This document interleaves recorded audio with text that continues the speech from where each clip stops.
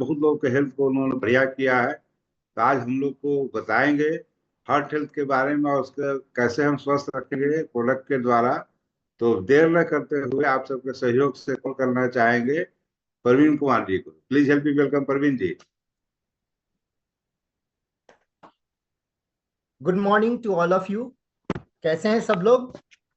बढ़िया। बढ़िया। चलिए, बहुत बहुत खुशी हो रही है कि हम लोग जो है सो इस मॉर्निंग सेशन में सब लोग इकट्ठा हुए हैं। और ये मॉर्निंग सेशन जो है हम लोगों का 261वां जो है सो मॉर्निंग सेशन हो रहा है। और इसमें हम लोग सब लोग इकट्ठा होकर के अपने स्वास्थ्य के प्रति जागरूक हो रहे हैं और पूरे सब अपने कम्युनिटी को, अपने जो है सो समाज को, अपने परिवार को, सबको स्वस्थ रखने का प्रयास कर रहे हैं। इसी प्रयास में स्वास्थ्य पर चूंकि चर्चा हो रही है, तो स्वस्थ रहने के क्या तरीके हैं और क्या उसके लिए हमको क्या खाना पीना चाहिए, इस पर हम थोड़ी सी चर्चा करेंगे। हम सब लोग जानते हैं कि स्वस्थ रहने के चार Recording in पिलर्स हैं। progress. चार पिलर्स जो हैं वो है। सबसे पहला पिलर जो है उसमें वो आता है एवरीडे एक्सरसाइज। हम लोगों को प्रतिदिन एक्सरसाइज करना चाहिए।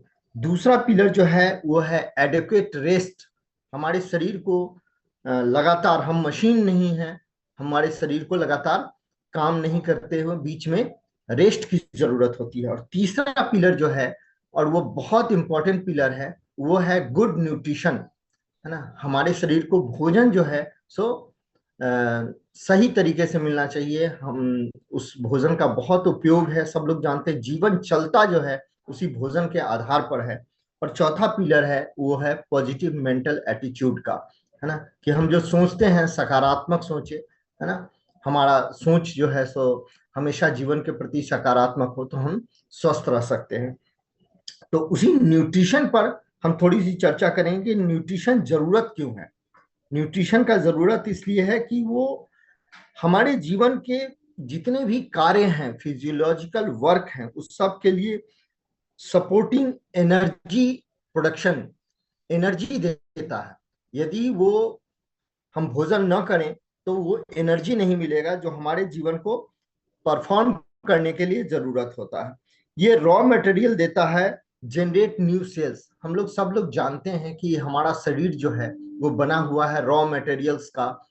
हमारा बना हुआ है जिन तत्वों का, उन तत्वों में जैसे कि सेल्स का बना हुआ है ना। सेल से मिल करके टिश्यूज बनते हैं, टिश्यूज मिल करके ऑर्गन्स बनते हैं, और ऑर्गन पूरा ऑर्गन सिस्टम बना करके ह्यूमन बॉडी बनाता है। तो वो सेल्स के बनने में जो है जरूरत, जो रॉ मटेरियल होता है वो मिलता है हमको हमारे न्यूट्रिशन से। उसके बाद जो है तीसरा चीज ये है कि हेल्प टू ग्रो। हम जो बढ़ते हैं, नया नया सेल बनता है तो उसमें बढ़ने में जरूरत होता है, डेवलपमेंट की जरूरत होती है। मेंटेन आवर हेल्थ, हमारा जो शरीर है वो स्वस्थ रहे, उसको मेंटेन करने के लिए, इंप्रूव करने के लिए जरूरत होता है न्यूट्रिशन का। Healthy immune system. Immune system मतलब हो गया कि हमारा शरीर जो है बहुत तरह के बाहरी प्रतिरोधक क्षमता, बाहरी जो चीज है जो हमारे शरीर को अटैक करता है, पॉल्यूशन है और आईवी रेज, यूवी रेज है वगैरह, उन सब से लड़ने के लिए जो क्षमता हमारे शरीर में होनी चाहिए वो भी हमको मिलता है किससे? हमारे न्यूट्रिशन से। Better physiological work like digestion, पचने के लिए, सर्कुलेशन, रेस्पिरेशन, एक्सक्रीशन, जो शरीर का क्रिया है, proper functioning of our hormone system. हमारा जो हमारे शरीर में जो हार्मोन सिस्टम है ना, इंडोक्राइन ग्लैंड्स है, एक्सोक्राइन ग्लैंड्स है, उन ग्लैंड्स से हार्मोन्स निकलता है और हमारे शरीर के अंदर जितनी भी क्रियाएं हैं उसको करता है। उसको परफॉर्म करने के लिए भी जरूरत है बेटर न्यूट्रिशन का। बेटर लर्निंग, हम तभी अच्छा सीख सकते हैं जब हम अच्छा हमारा शरीर स्वस्थ रहेगा। Better bone health, teeth, eyes and overall it's start from foetal status. और ये सब शुरुआत जो है, ऐसा नहीं है कि हम जब बड़ा हो जाते हैं तब होता है, एकदम जब हम फिटल स्टेटस में होते हैं जब हम माँ के गर्भ में होते हैं तभी से ये शुरू हो जाता है, और तभी से हमको न्यूट्रिशन मिलना शुरू हो जाता है, और तभी से हम माँ के गर्भ के अंदर ही, माँ से ही हम अपना न्यूट्रिशन प्राप्त करते हैं। और जब हम पृथ्वी पर आते हैं तो पृथ्वी पर फिर हम धीरे धीरे उसको अपने मुख के द्वारा जो है सो ग्रहण करने लगते हैं। सो इट कैन से ये कहा जा सकता है कि गुड न्यूट्रिशन, अच्छा न्यूट्रिशन जो है वो सपोर्ट करता है, वो शुरुआत हो जाता है एकदम फेटल स्टेटस से ही, और ब्रेस्ट फीडिंग माने जब हम पृथ्वी पर आते हैं तो अपनी माँ के दूध से लेते हैं। ये रिड्यूस करता है रिस्क ऑफ डिजीज का। जो डिजीज है, बहुत तरह का डिजीज है, जिसमें लाइफ स्टाइल डिजीज भी है और नॉन लाइफ स्टाइल डिजीज भी है, वो सब का भी उसके रिस्क को रिड्यूस करता है हमारा गुड न्यूट्रिशन। बेसिकली हमारे कहने का मतलब हुआ कि हमारे शरीर का ये फ्यूल है ना, हमारा शरीर चलता रहे इसके लिए ये फ्यूल है। Every cell, every tissue, every organs, ये सब जो है सो रियली सप्लाई ऑफ न्यूट्रिशन जो है उसी के द्वारा ऑप्टिमली अपना काम करता है, पूरी तरह से अपना काम करता है, और हमारा शरीर चलते रहता है इसके लिए। अब न्यूट्रिशन में हमारा जो हम लेते हैं उसमें बैलेंस डाइट होना चाहिए। बैलेंस डाइट में कुछ माइक्रो न्यूट्रिएंट्स हैं और कुछ मैक्रो न्यूट्रिएंट्स हैं, कुछ की जरूरत ज्यादा होती है, कुछ की कम होती है। माइक्रो न्यूट्रिएंट्स में जैसे इसेंशियल विटामिन्स है, मिनरल्स है, एंटीऑक्सीडेंट्स है, और मैक्रो न्यूट्रिएंट्स में कार्बोहाइड्रेट है, प्रोटीन है, फैट है, वाटर है, ये सब हम लेते हैं। इन सभी चीजों में एक चीज हम जो नाम लिए वो है फैट, फैटी एसिड्स, है ना। इस पर हम थोड़ा सा चर्चा करेंगे। फैटी एसिड्स करता क्या है हमारे शरीर में।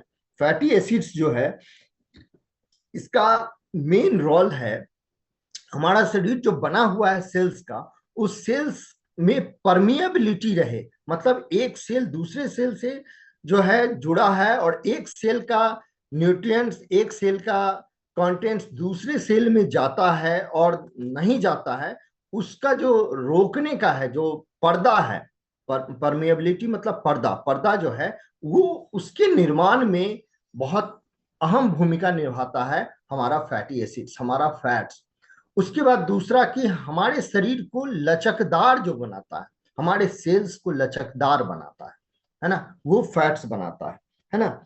ये बहुत इंपॉर्टेंट है हार्मोन प्रोडक्शन में। हमने जो नाम लिया कि हाँ न्यूट्रिशन हमारा करता है, तो फैट्स जो है उसके हार्मोन्स प्रोडक्शन में इंपॉर्टेंट रोल निभाता है।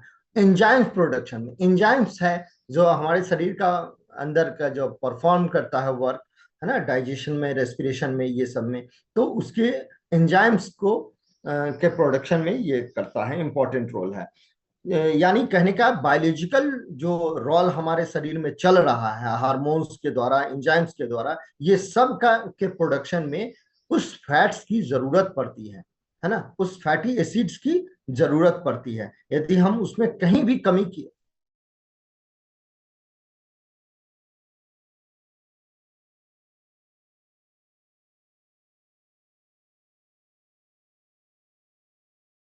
आप देखिएगा जो विजन है वो बढ़िया विजन तभी होगा क्योंकि वो विजन में रेटिना जो बना होता है, वो रेटिना बना होता है बेसिकली फैट्स का, वो फैटी एसिड्स का। और उसके बाद नर्वस सिस्टम में जो हमारे शरीर में मेमोरी पार्ट है, आपको पता है कि पीछे हाइपोथैलेमस होता है, और हाइपोथैलेमस पूरा का पूरा जो है सो उसमें फैट्स यानी फैटी एसिड्स उसमें बहुत ज़्यादा होता है। जो ब्रेन का ग्रे मैटर है, ब्रेन में व्हाइट मैटर, ग्रे मैटर भी होता है, तो वो ग्रे मैटर जो है उसको बनने में जो है सो फैटी एसिड्स की जरूरत पड़ती है। वो प्रॉपर्टी हाई प्रोपोर्शन होता है उसमें लॉन्ग चेन ऑफ प्यूफा का, है ना। एनर्जी मेटाबॉलिज्म के लिए भी फैट की जरूरत होती है। और सिनेप्टिक प्लास्टिसिटी, प्लास्टिसिटी मतलब वही जो हम बोले कि लचीलापन जो है उसके लिए हमारे शरीर में जरूरत पड़ता है उन फैट्स का।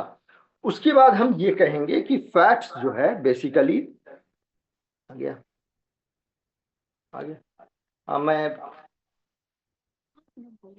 मैं इस पर फिर कंप्यूटर पे आ जाता हूँ। Recording stopped. वो PIFA का कहने का मतलब हो गया कि पॉली अनसेचुरेटेड फैटी एसिड्स, उसी का शॉर्ट फॉर्म है PIFA। और इसके यदि फेल होता है यदि PIFA, तो ड्यूरिंग प्रेगनेंसीज के टाइम से ही या अर्ली इन्फेंसी के टाइम से ही वो जो है सो कॉन्जेनाइटिव इम्प्रूवमेंट ऑफ ऑफ स्प्रिंग्स, यानी बच्चे का विकास तभी सही ढंग से होगा प्रेगनेंसी पीरियड में भी, और जब जन्म लिया बच्चा उस समय भी, जब उसके शरीर में वो फैटी एसिड्स हो, है ना।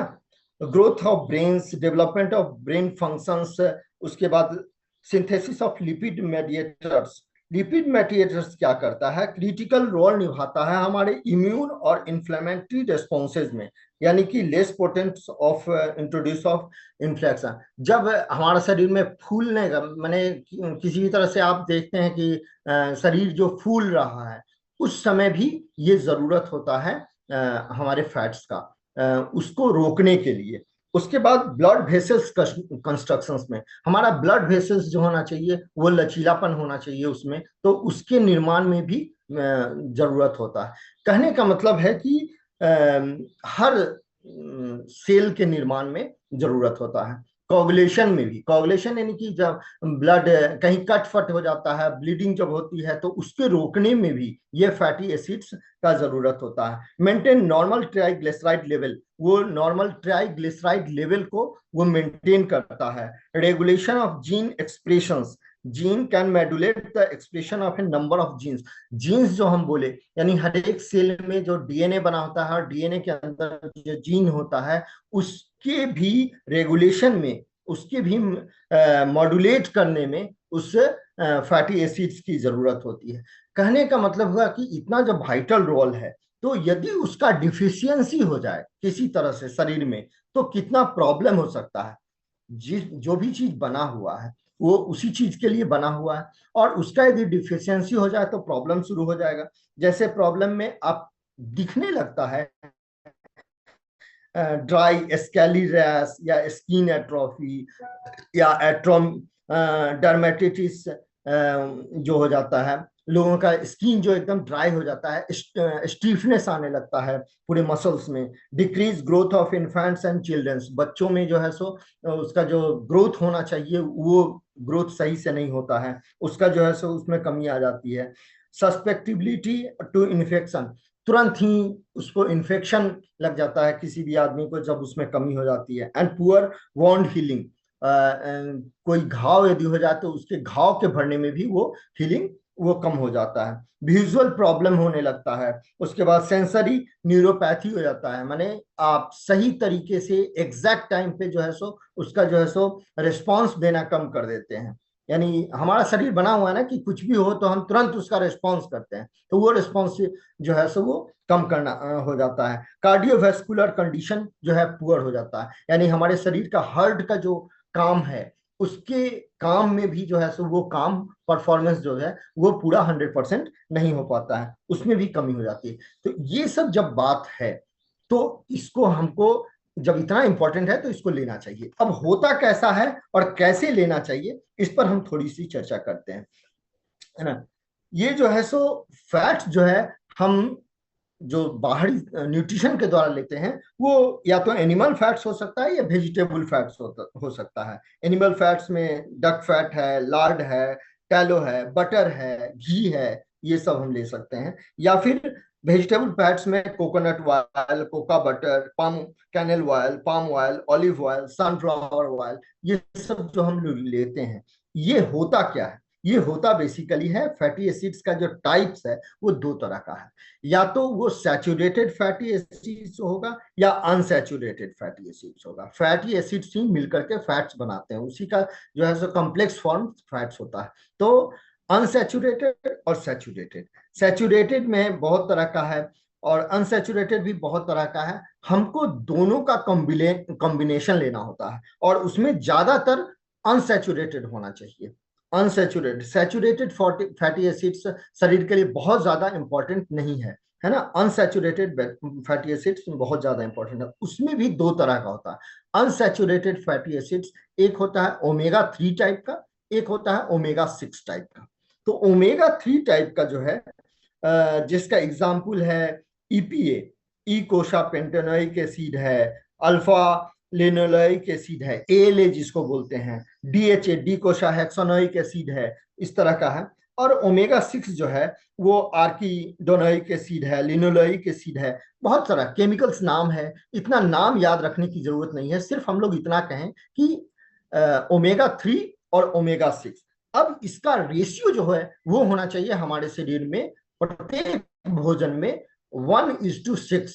यदि हम एक माने एक माने 6:1, सॉरी, एक ओमेगा ये 6 ओमेगा 6 लेते हैं तो उसके बाद एक ओमेगा 3 होना ही चाहिए। लेकिन यहीं पर संजोग से हमारा इंडियन भोजन जो है वो इस तरह का बना हुआ है कि हम लोग ओमेगा 6 बहुत ज्यादा लेते हैं, सैचुरेटेड फैटी एसिड्स बहुत ज्यादा लेते हैं और ओमेगा 3 कम लेते हैं।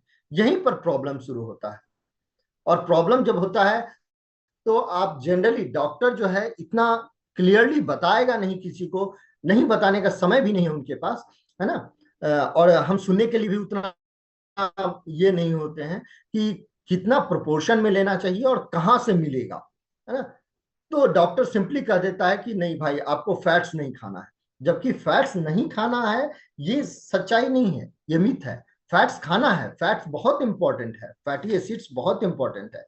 लेकिन फैटी एसिड्स खाना कैसा है कि हमारा जो सैचुरेटेड है वो बहुत कम होना चाहिए हमारे भोजन में, पूरा में 10% से ज्यादा नहीं होना चाहिए। उस 90% अनसैचुरेटेड फैटी एसिड्स होना चाहिए और उसमें भी हम जो लें वो 6:1 हो। ओमेगा 6 और ओमेगा 3 का रेशियो जो है वो 6:1 होना चाहिए। यानी कि यदि हम 6 ओमेगा 6 ले रहे हैं तो एक उसके बाद ओमेगा 3 निश्चित होना चाहिए। जो इंडियन भोजन में कम है तो उसको पूरा करना है। पूरा कहाँ से होगा? पूरा होगा वो ओमेगा 3 का बेस्ट सोर्स जो है वो है फिश ऑयल, है ना। फिश ऑयल से या फिर आप एक सोर्स और भी है जो अखरोट, अखरोट होता है, उसमें भी ओमेगा 3 काफी संख्या में पाया जाता है। तो अखरोट आप बहुत ज्यादा नहीं खाते हैं, है ना, डेली खाना चाहिए लेकिन सब लोग नहीं खाते हैं। तो ओमेगा 3 का जो बेस्ट सोर्स है वो है फिश ऑयल, और वो भी डीप एकदम समुद्री समुद्री जो फिश है उसमें ज्यादा पाया जाता है। तो बहुत अच्छा ये है कि एक मछली है सैल्मन, सैल्मन मछली में वो बहुत ज्यादा पाया जाता है।